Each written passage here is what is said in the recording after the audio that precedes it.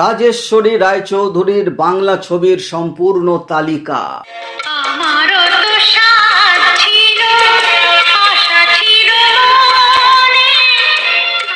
ভিডিওতে আমরা জানবো রাজেশ্বরী রায়চৌধুরী মোট কটি বাংলা ছবি করেছিলেন আর সেই সব ছবির বক্স অফিস কিরকম ছিল। তার আগে এখনো যারা এই চ্যানেলটিকে সাবস্ক্রাইব করেননি, করব ভাবছেন, এক্ষুনি করে নিজেদের সংগ্রহে রেখে দিন, কারণ এখানে যে ধরনের ইনফরমেশন সিনেমার উপর আপনারা প্রতিনিয়ত পেয়ে থাকেন তা কিন্তু আর অন্য কোথাও পাবেন না।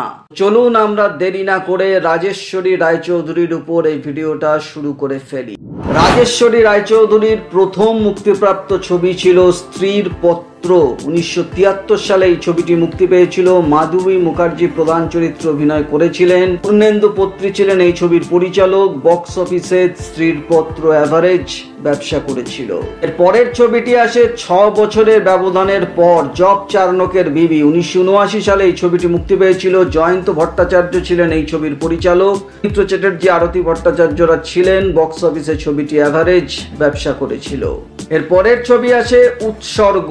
প্রায় 4 বছরের ব্যবধানের পর এই ছবিটি আসে। 1983 সালের 18 জুন ছবিটি মুক্তি পেয়েছিল। তপন সাহা ছিলেন এই ছবির পরিচালক। মহুয়া রায় চৌধুরী, সন্তু মুখার্জি, অনুপ কুমার ছিলেন। বক্স অফিসে উৎসর্গ চলেনি, ফ্লপ করেছিল। এর পরের ছবি সংসারের ইতিকথা। 1983 সালে এই ছবিটি মুক্তি পেয়েছিল। অরবিন্দ মুখোপাধ্যায় ছিলেন এই ছবির পরিচালক। সন্তু মুখার্জি, স্বরূপ দত্ত, সুমিত্রা মুখার্জিরা ছিলেন। বক্স অফিসে সংসারের ইতিকথা অ্যাভারেজ ব্যবসা করেছিল।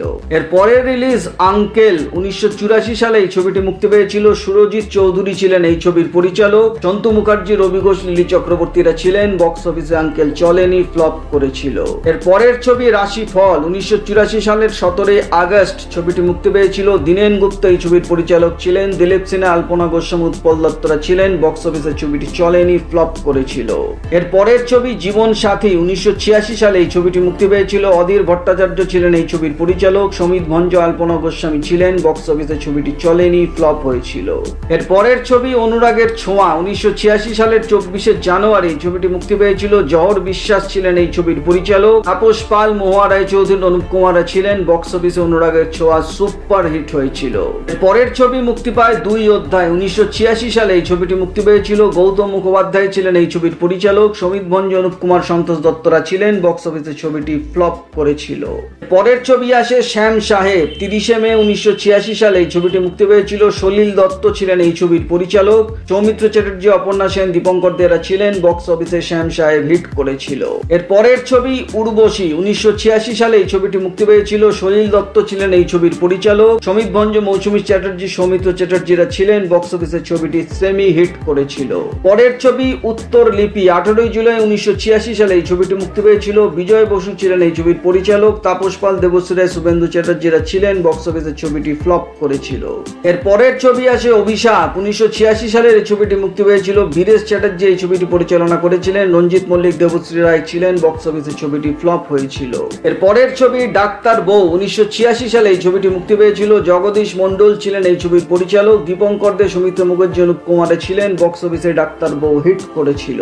এর পরের ছবি অর্পণ। 6 ফেব্রুয়ারি 1987 সালে অর্পণ ছবিটি মুক্তি পেয়েছিল। শ্রীনিবাস চক্রবর্তী ছিলেন এই ছবির পরিচালক। প্রসেনজিৎ, তাপস পাল, দেবশ্রী রায় ছিলেন। বক্স অফিসে ছবিটি চলেনি, ফ্লপ হয়েছিল।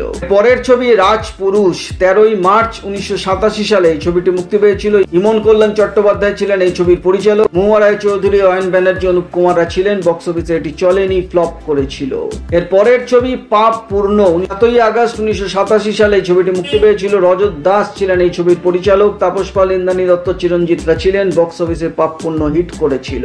এর পরের ছবি আসে আবির। 2 আগস্ট 1987 সালে আবির ছবিটি মুক্তি পেয়েছিল। কাজল মজুমদার ছিলেন এই ছবির পরিচালক। মহুয়া রায় চৌধুরী, দেবিকা মুখার্জি, অনুপ কুমার ছিলেন। বক্স অফিসে আবির চলেনি, ফ্লপ হয়েছিল।